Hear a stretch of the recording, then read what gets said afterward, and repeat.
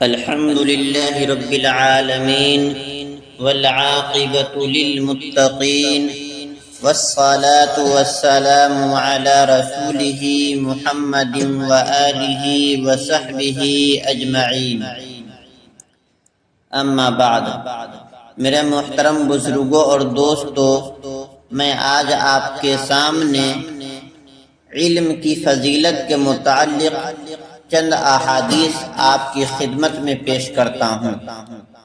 آپ اس کو سنیے اور اپنے اولاد کو اور اپنے آپ کو بھی علم سے آراستہ کیجیے۔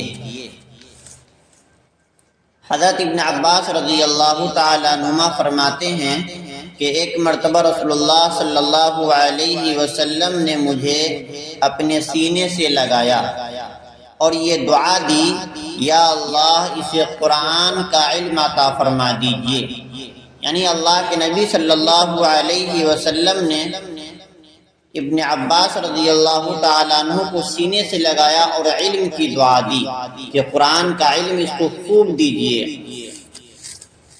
اسی طریقے سے حضرت انس رضی اللہ تعالیٰ عنہ فرماتے ہیں کہ رسول اللہ صلی اللہ علیہ وسلم نے ارشاد فرمایا، قیامت کی علامات میں سے یہ ہے کہ علم اٹھا لیا جائے گا، جہالت آ جائے گی، شراب کھلم کھلا پی جائے گی اور زنا پھیل جائے گا۔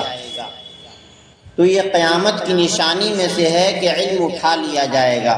ہم لوگ دنیا کا علم سیکھنے کے لیے اپنے اولاد کو، اپنے آپ کو بہت زیادہ وقت دیتے ہیں اور اسی کو اپنا زندگی کا مقصد سمجھتے ہیں، حالانکہ انسان کو قرآن و حدیث کا علم سیکھنا چاہیے، اپنے آپ کو قرآن و احادیث سے آراستہ کرنا چاہیے اور خوب علم سیکھنا چاہیے۔ جب ہم علم نہیں سیکھیں گے تو ہمارے اندر صرف جوہلا ہی رہ جائیں گے اور وہی فتویٰ دیں گے، اور جب علم نہیں ہوگا تو ہم لوگ شراب کھلم کھلا پیئیں گے، زنا عام ہو جائے گا، یہ سب چیزیں ہیں۔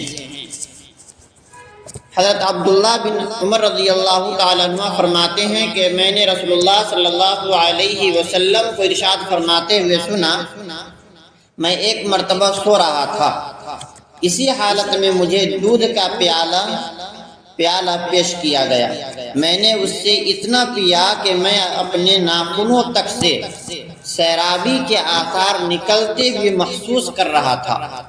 پھر میں نے اپنا بچا ہوا دودھ عمر کو دیا۔ صحابہ رضی اللہ تعالیٰ عنہ نے دریافت کیا کہ آپ نے اس کی کیا تعبیر کی؟ ارشاد فرمایا کہ علم، یعنی عمر رضی اللہ تعالیٰ عنہ کو رسول اللہ صلی اللہ علیہ وسلم کے علوم میں سے بھرپور حصہ ملے گا۔ یعنی خواب میں یہ دیکھنا کہ میں خوب دودھ پی رہا ہوں، تو یہ آپ صلی اللہ علیہ وسلم نے تعبیر بتائی کہ حضرت عمر رضی اللہ تعالیٰ عنہ کو اللہ پاک خوب علم عطا فرمائیں گے۔ تو علم کی بہت زیادہ فضیلت ہے احادیث میں، اس لیے ہم سب کو چاہیے کہ قرآن و احادیث سے اپنے آپ کو جوڑے، ان کا علم سیکھے۔ جب ہم جاہل رہیں گے، علم نہیں سیکھیں گے تو ہماری نمازیں ٹھیک نہیں ہو سکتی، ہمارے روزے ٹھیک نہیں ہو سکتے ہیں، ہمارے دیگر عبادات ٹھیک نہیں ہو سکتے ہیں۔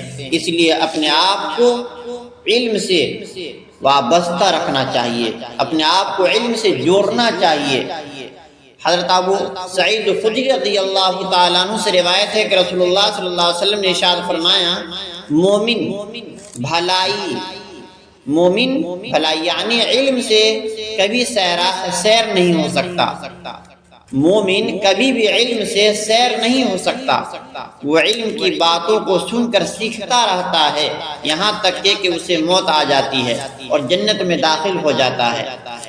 تو اللہ کے نبی صلی اللہ علیہ وسلم نے یعنی مومن کی خاصیت بتائی کہ وہ علم کا بہت زیادہ شوقین ہوتا ہے، علم سیکھنے کا حریص ہوتا ہے کہ وہ علم سیکھتا رہتا ہے اور اس وقت تک کہ وہ علم سے سیراب نہیں ہوتا اور وہ موت اس کو آ جاتی ہے اور وہ جنت میں داخل ہو جاتا ہے۔